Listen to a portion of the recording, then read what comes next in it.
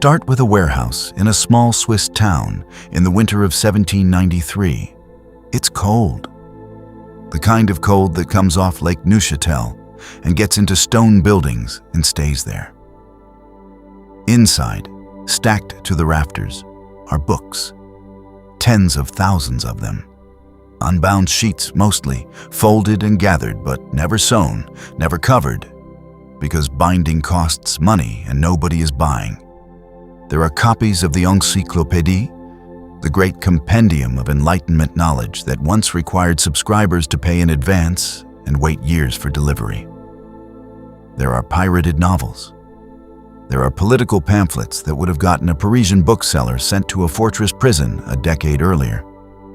There is, somewhere in one of these crates, probably still a few copies of a scandalous pseudo-biography of a royal mistress that this company once could not print fast enough to satisfy demand. None of it is worth much anymore. Not because the ideas inside stopped mattering, quite the opposite. It's because the world these books were smuggled into no longer exists. The French monarchy that banned them bribed customs officers to intercept them and occasionally threw their smugglers into the galleys is, as this warehouse sits gathering dust, in the process of executing its own king. The court that once made this literature so deliciously forbidden and so profitable is gone. And a business built for 20 years on selling France the books France wasn't supposed to read has nothing left to sell, because France has taken the plot further than any of these books dared to fictionalize it. The company is called the Société Typographique de Neuchâtel. For 2 decades, it was one of the most successful clandestine publishing operations in Europe. A firm that reprinted, smuggled, and sold the forbidden literature of the French Enlightenment on an industrial scale, dodging border patrols, paying off spies, hiding contraband in false-bottomed wine barrels and hollowed-out Bibles. Historians now regularly credit companies like this one with helping to put gunpowder, intellectual gunpowder, under the Bourbon monarchy. And it is dying, quietly, in a warehouse, at almost exactly the moment its life's work seems to have succeeded beyond anyone's imagining. That's the irony sitting at the middle of this story, and it's worth asking straight away, because it's the question this whole article is really about. Did the men who ran this company help cause the French Revolution because they believed in the ideas they were selling? Or because dangerous books happened to sell extraordinarily well, and it would have been bad business to stop? It's not a rhetorical question. The people who built this company were not, for the most part, radicals. They were merchants, respectable Swiss burghers, a pastor, a scholar, a printer with a taste for the profitable and the disreputable. And the answer to that question, whether conviction or commerce drove them, turns out to be far stranger and far more revealing about how revolutions actually happen than either the romantic or the cynical version of the story would have you believe. To understand how we got to that cold warehouse, we have to go back, not to the end, but to the very particular set of circumstances, geographic, political, and financial, that made a tiny Swiss town of watchmakers and lace makers of all places into one of the intellectual smuggling capitals of Europe. Here's the picture you need first, and it's bigger than Neuchâtel. 18th century France had, on paper, one of the most tightly controlled publishing industries in Europe. Nothing could legally be printed inside the kingdom without royal approval. There was an actual government office for this, the Direction de la Librairie, staffed with censors who read manuscripts line by line, and a hierarchy of permissions ranging from a full royal privilege, down through a murky, semi-official, tacit permission, down further to nothing at all. Total prohibition. Booksellers needed licenses. Printers needed licenses. The state, at least in theory, knew who was printing what, where, and for whom. In practice, this system had a fatal design flaw. And it's the same flaw that shows up whenever a government tries to control information at a border rather than at the root. France has borders, and just outside almost every one of them sat a patchwork of small, sovereign or semi-sovereign territories that answered to nobody in Versailles. Geneva, the Dutch Republic, the Prince-Bishopric of Liège, a scattering of small Swiss cantons and principalities tucked into the Jura Mountains. None of these places had any obligation to respect French censorship, and several of them had every financial incentive not to. Because here's the thing about banning a book. It doesn't make people stop wanting to read it. It makes the book worth more. A title suppressed in Paris didn't disappear. It just got printed a few dozen miles away by a press with no stake in French law and smuggled back in. This wasn't a minor cottage industry. By the second half of the century, a whole belt of extraterritorial publishing houses had grown up specifically to exploit this gap. Printers in Geneva, in Lausanne, in Bouillon, in Amsterdam, all reprinting the French market's most wanted books, both the philosophically dangerous and the simply cheap, and shipping them back across the border through networks of smugglers, corrupt customs agents, and traveling salesmen who worked the roads between Swiss presses and French bookshops like traveling salesmen work any territory. Except the product they carried could get a man sent to the galleys. There was also, and this matters just as much as censorship, no such thing as international copyright. A book published with a royal privilege in Paris had no legal protection once it crossed the border. A printer in Neuchâtel could take a wildly successful French book, something with no political content whatsoever, a popular novel, a reference work, a best-selling how-to guide, and simply reprint it, page for page, without paying the original publisher a centime.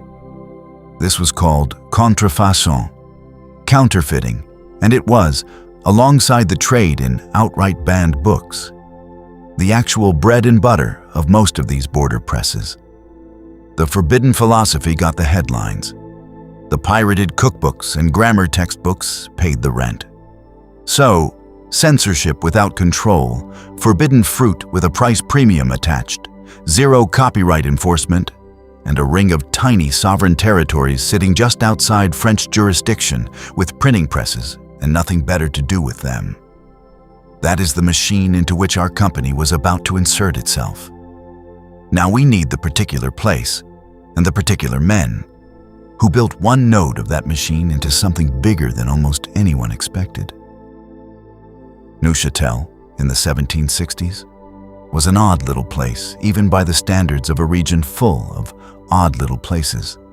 Geographically, it sits in Switzerland, on the shore of the lake that shares its name, in the foothills of the Jura Mountains, the same mountain range that forms a natural, smuggler-friendly border between Switzerland and eastern France. Politically, though, Neuchâtel wasn't quite Swiss at all. Since the start of the century, it had been a principality under the personal rule of the King of Prussia, an inheritance more than a conquest, administered from Berlin by a monarch who mostly left the locals alone as long as they stayed loyal and profitable. That distant, largely hands-off Prussian sovereignty gave Neuchâtel something genuinely valuable: independence from both the French crown and from the tighter religious and civic oversight of the neighboring Swiss cantons. It could set its own terms. Neuchâtel's traditional industries were watchmaking and lace, precision crafts requiring patience, fine tools, and steady hands. Printing turned out to require exactly the same skills, and the town already had a modest print culture going back over 2 centuries, mostly religious material from its Protestant Reformation days. What it lacked, until 1769, was a firm with the ambition and capital to turn that modest local trade into something continental. That firm was founded by 4 men, all citizens of the town, none of whom you've heard of, and all of whom deserve a moment of introduction, because the tensions between them tell you almost everything about what this company actually was. Frederick Samuel Osterwald was the closest thing the group had to an establishment figure. A civic official, a scholar with genuine intellectual credentials, a man who had literally written the entry on Neuchâtel for the real Encyclopédie, the one edited in Paris by Diderot and d'Alembert that this company would later go on to pirate. Osterwald became, over time, the company's chief strategist and its public face, the one who negotiated with authors, corresponded with philosophes, and tried, not always successfully, to keep the operation looking respectable. Jean-Élie Bertrand was a Protestant pastor, which sounds like an odd fit for a company that would end up publishing some of the most notorious anti-religious and pornographic literature in Europe. And it was. In 1771, after the firm published a French edition of the Baron d'Holbach's Système de la Nature, a work of blunt, uncompromising atheistic materialism that scandalized even other freethinkers. The company of pastors stripped Bertrand of his ministry. He kept his seat at the publishing house anyway. Make of that what you will about where his real loyalties sat. Samuel Fauchet was, by most contemporary accounts, the least respectable and most commercially aggressive of the founders. A printer already known before the company existed for putting out material on his own account that ranged from subversive to flatly obscene. Fauchet understood, better than his partners, that scandal sold. He would eventually be pushed out of the partnership in a dispute, but not before shaping the company's early appetite for the disreputable. And, in one of the story's better ironic footnotes, his own son, Louis Fauchet-Borel, would grow up to become one of the most committed royalist secret agents of the revolutionary era, plotting to smuggle people rather than books across contested borders, working to save the very monarchy his father's business had spent years quietly helping to undermine. History does enjoy a joke at a family's expense. Jonas-Pierre Berthoud rounds out the founding four, the quietest of the group in the historical record. Probably the financier, the one who kept the books while the others made the noise. Four men, then: an intellectual, a defrocked pastor, a hustler, and a bookkeeper. Not a cell of committed revolutionaries. A partnership of businessmen from a small, Prussian-administered Swiss town who looked across the border, saw a starving market and a broken enforcement system, and did what merchants have always done with a gap like that. They filled it. They called themselves, grandly, the Société Typographique de Neuchâtel. And within a few years, they were running one of the most sophisticated smuggling and publishing operations of the age. It's tempting, when people say books helped cause the French Revolution, to imagine something almost mystical. A dangerous idea slipping across a border like smoke, impossible to stop. The reality was much more physical, much more logistical, and honestly, much more interesting. This was smuggling in the fullest, most literal sense, closer in method to running contraband liquor or drugs than to anything you'd call purely intellectual. The STN's books left Neuchâtel as loose printed sheets, not bound volumes, cheaper to produce, lighter to move, and easier to disguise. Since a stack of unbound paper doesn't announce itself as a book the way a leather-bound spine does. From the print shop, the sheets went by cart toward the border, often through the Jura passes, the same mountainous, thinly patrolled terrain that has made cross-border smuggling a regional specialty in this part of Europe for centuries before and since. At the border itself, the company relied on professional smugglers. Contemporaries called them assureurs, literally insurers, because for a fee they guaranteed safe passage of contraband goods and absorbed the risk of confiscation themselves. This was a real, established trade with its own professionals, its own rates, its own reputational economy. A good assureur was worth paying well, because getting caught meant real consequences. French customs officials who intercepted philosophical books, the euphemism of the era for illegal literature, whether it was dangerous philosophy or dangerous pornography, the two categories blurred together in practice, could confiscate the entire shipment and the wagon carrying it. Book dealers caught distributing this material faced fines, the destruction of their stock, imprisonment in a royal fortress, or, at the harshest end, sentencing to the state's slave galleys. This was not a low-stakes hobby. So the tricks mattered. Sheets were disguised as legitimate, licensed works. A shipment of banned philosophy dressed on its outer wrapping as an edition of scripture or an approved reference book. Loads were split and staggered, routed through multiple crossing points, timed to avoid known patrol schedules. And crucially, the company cultivated relationships with people on the inside of the French system. Provincial officials, minor customs administrators, even at various points. Figures with real influence in the book trade bureaucracy in Paris, who could be persuaded through a mix of flattery, favors, and outright payment to look the other way, or better, to tip the company off about crackdowns before they happened. Recent scholarship on the STN's letters has emphasized just how much of this operation depended not on daring lone smugglers dodging an all-seeing state, but on a functioning, semi-cooperative relationship between the illegal publisher and the very government supposedly trying to suppress it, officials who found it more useful to manage and skim from the trade than to stamp it out entirely.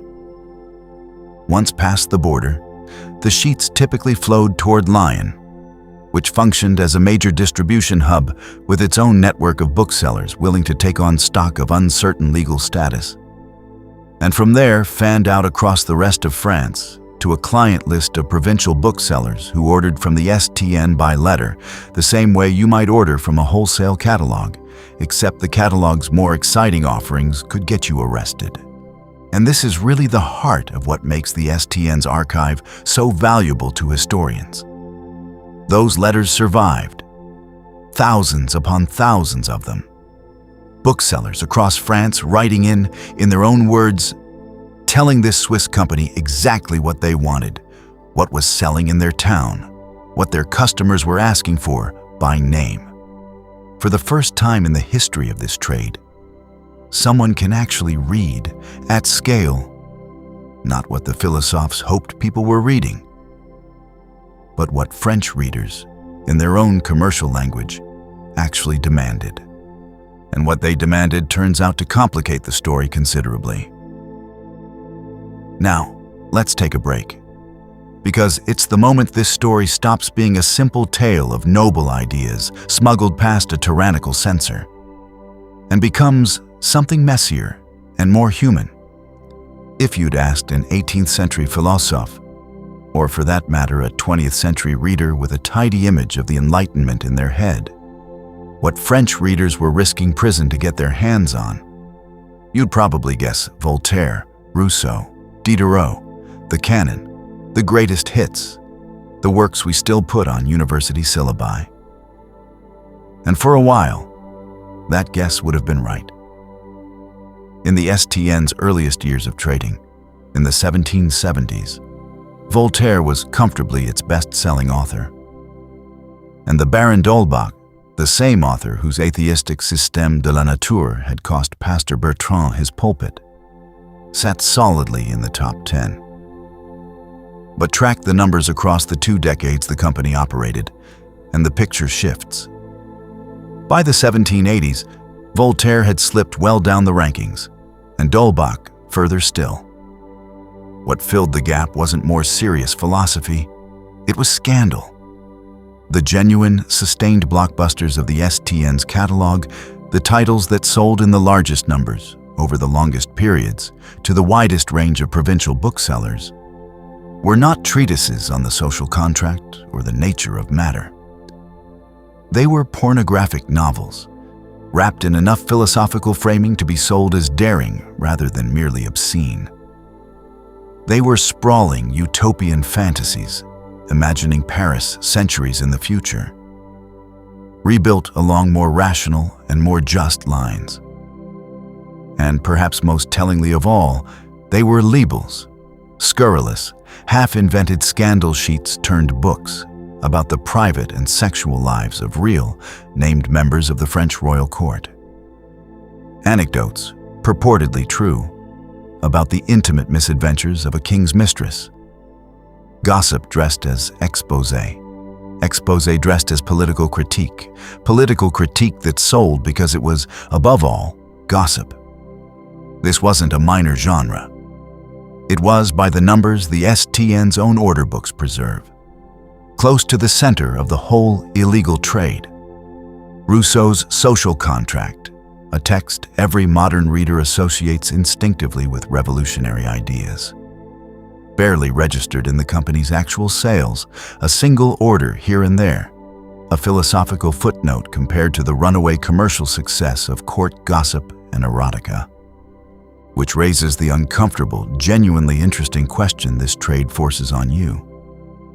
If the thing French readers were actually risking arrest to obtain was mostly salacious rumor about a king's sex life rather than rigorous political philosophy, does that undercut the idea that forbidden books caused the revolution? Or does it support an even more unsettling version of that idea? Because a steady, wildly popular diet of stories, some true, many invented, most somewhere in between, portraying the court as decadent, corrupt, sexually depraved, and contemptuous of ordinary people, delivered to provincial readers across France for 2 straight decades, arguably did more to corrode the monarchy's legitimacy in the public imagination than any argument about the general will ever could. It's one thing to be told, abstractly, that absolute monarchy is philosophically unjustifiable.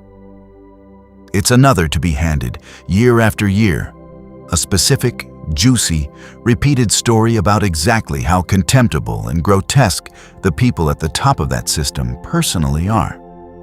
Historians studying this material have made exactly that case, that it was the libels and the scandal literature, not the high philosophy, that did the more corrosive political work, normalizing contempt for the crown long before anyone in the provinces was reading about the general will. This is also where the argument gets genuinely contested among historians, and it's worth being honest about that, rather than pretending the story settled itself. The scholar most responsible for building this entire narrative, reconstructing the STN's bestseller lists, arguing for the political significance of the scandal trade, spent decades mining this archive and became, in the process, one of the most influential book historians of his generation. But more recent researchers, working from a complete digital reconstruction of the company's trading records built in the 2000s, have pushed back hard on how far you can generalize from one Swiss company's order books to what all of France was reading. Their point, worth taking seriously. The STN was one firm among more than a dozen operating on France's borders, its clientele skewed by its own particular reputation and connections. And its order books may say more about a specific slice of provincial demand than about the reading habits of the nation as a whole. The debate hasn't been resolved. It's one of the liveliest fights in 18th century book history. And it exists precisely because this archive is so rich that people can argue over what it proves rather than simply lamenting how little evidence survives. Either way, center of the story or one loud voice among several. The STN's own commercial instincts told them exactly where the money was, and it consistently pointed away from noble philosophy and toward disreputable gossip. That tension between what the company's founders may have believed and what actually filled their order books is the clearest evidence we have for how to answer this article's central question. But before we get to the answer, there's one chapter of this company's history where idealism and commerce briefly spectacularly lined up. And it's the STN's finest hour. If the scandal trade shows the STN at its most cynical, its most ambitious project shows something closer to genuine conviction, or at least genuine appetite for a bigger stage. And it involved the single most important reference work of the 18th century. Diderot and D'Alembert's original Encyclopédie had been a landmark, but also a luxury object. Enormous, expensive, sold by subscription to a wealthy audience who could afford both the price and the weight. It was, in every sense, out of reach for the broader educated middle class the Enlightenment supposedly wanted to enlighten. The STN saw the gap and went after it with real scale. Partnering with other Swiss and continental printing houses, the company took on the enormous technical and financial project of producing a cheaper, denser reprint, a quarto edition, smaller and more compact than the original folio, using tighter typesetting to cram the same content into fewer, more affordable volumes. This was not a small undertaking. It meant coordinating printing across multiple firms and countries, running a dozen presses at once, employing dozens of workers, and tying up enormous amounts of capital in paper, type, and labor for years before a single volume turned a profit. It was, in the company's own history, its most intense and most industrially serious period of activity, running through the late 1770s. And it worked. The Quarto Encyclopédie undercut the original edition dramatically in price, while still delivering the full weight of Enlightenment reference knowledge. And it sold across Europe in a way the original luxury edition never had. For the first time, a provincial lawyer, a country doctor, a merchant's son with ambitions but not aristocratic wealth, could plausibly own a copy of the Encyclopédie on their own shelf. If you want a single moment where this company's commercial instincts and the Enlightenment's actual stated mission, spreading useful knowledge beyond a narrow elite, genuinely pointed the same direction, this is it. It's worth sitting with that for a second, because it complicates the cynical reading of this whole story just as much as the pornography numbers complicate the idealistic one. The STN wasn't only chasing scandal. When there was serious money to be made democratizing serious knowledge, they went after that just as hard, with just as much organizational energy. The truth, inconveniently for anyone wanting a clean moral, seems to be that this company followed the money wherever it led. And the money, across 20 years, led toward both ends of the spectrum. Toward gossip about a king's mistress and toward a cheaper enlightenment for the middle class. Both were profitable.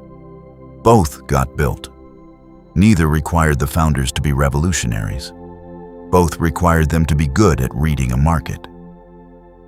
But a market this exposed, straddling two legal systems, dependent on smuggling networks and bribed officials, financed on credit extended across borders with no reliable court to enforce a contract if something went wrong, was never going to be stable forever.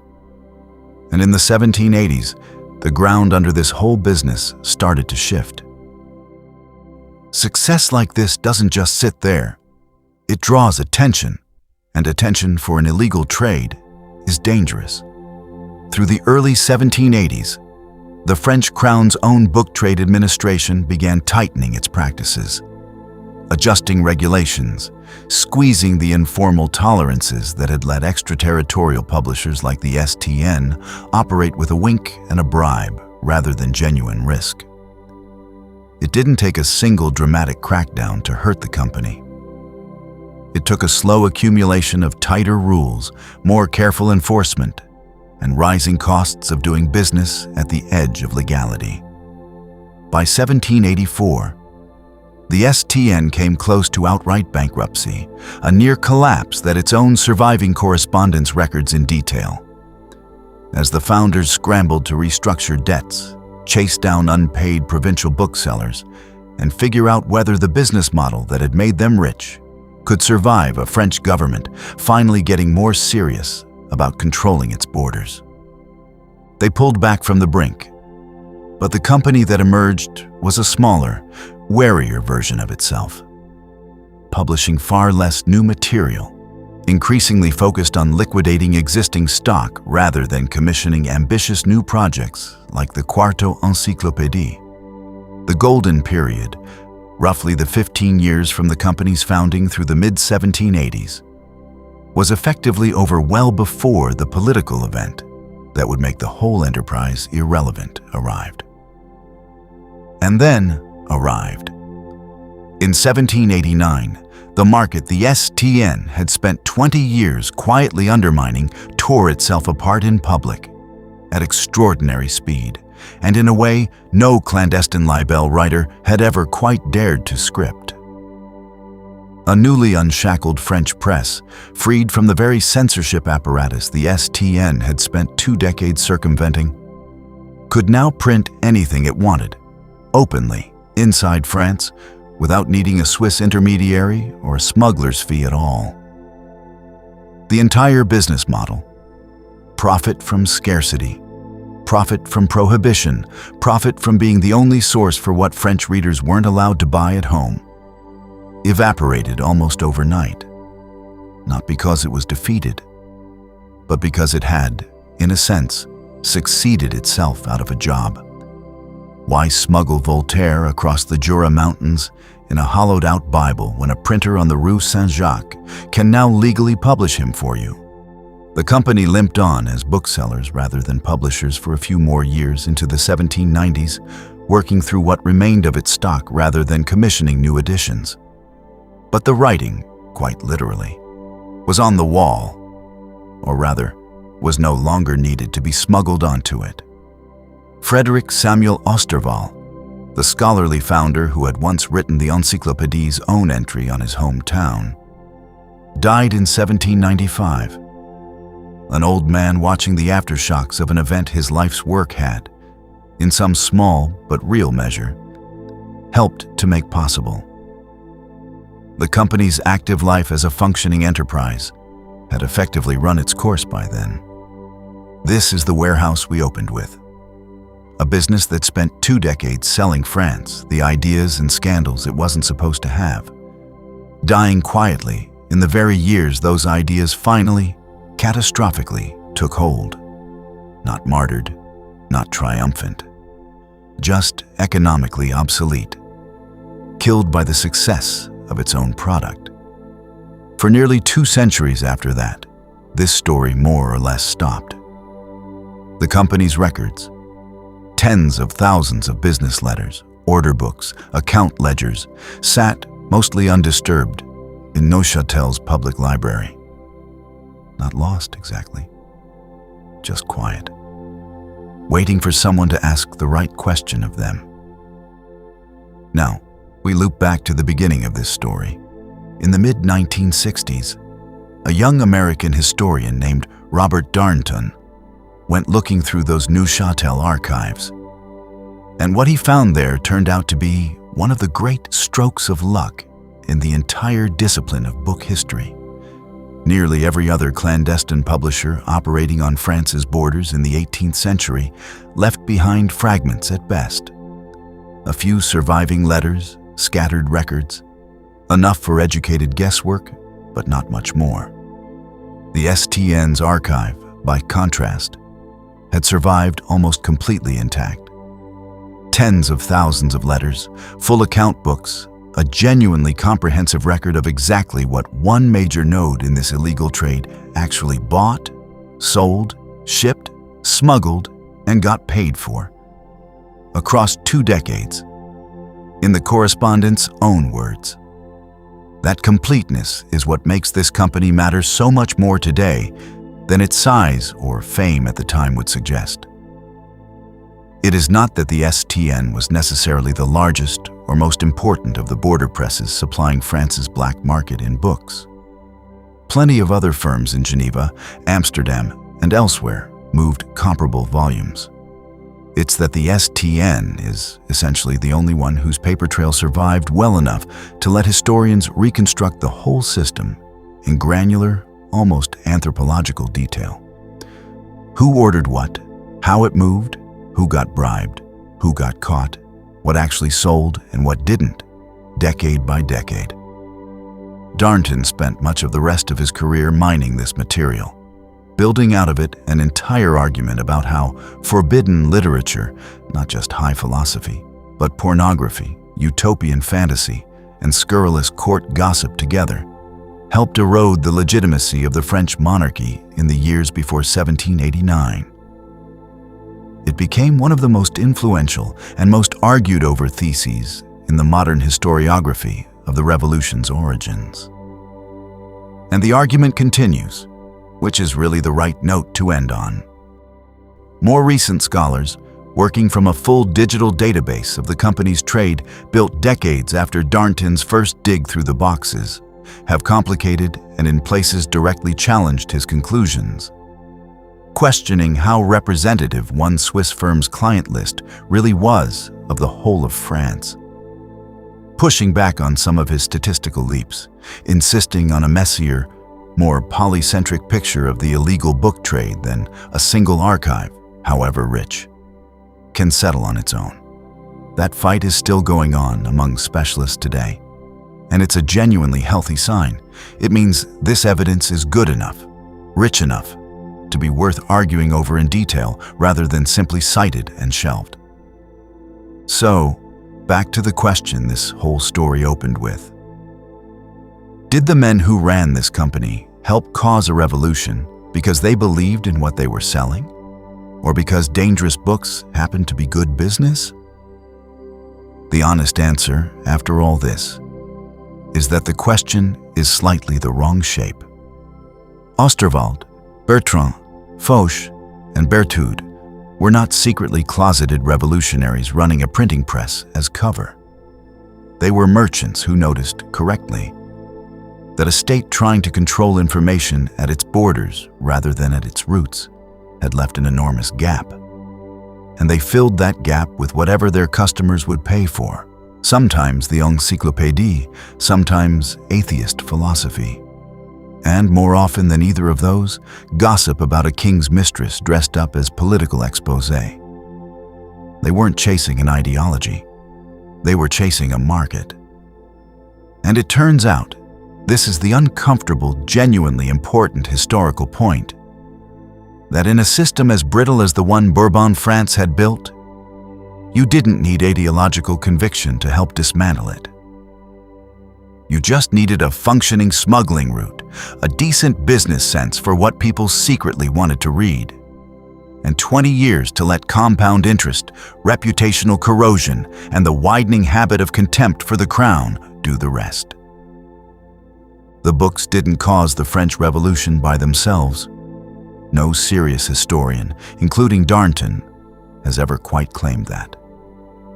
But a public slowly taught, shipment by smuggled shipment, order letter by order letter, to see its monarchy as venal, ridiculous, and privately contemptible.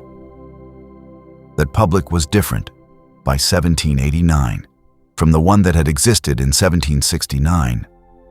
And a company of Swiss merchants with an eye for what sold had a real hand in that difference. They didn't set out to burn down the old order.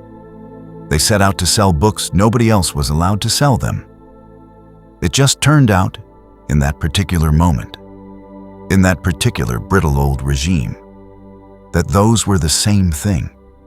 The warehouse in the cold, the unsold sheets, the founder dying an old man in the wreckage of an order he'd helped hollow out.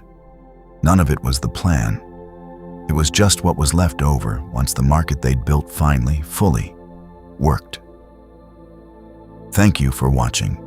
If you enjoyed this journey into the past, be sure to like the video, share it with fellow history enthusiasts, and subscribe for more deep dives into the people, civilizations, battles, myths, and moments that shaped our world. Leave your thoughts and theories in the comments below. Your perspective might inspire a future video. Until next time, keep exploring history because the past is never truly gone.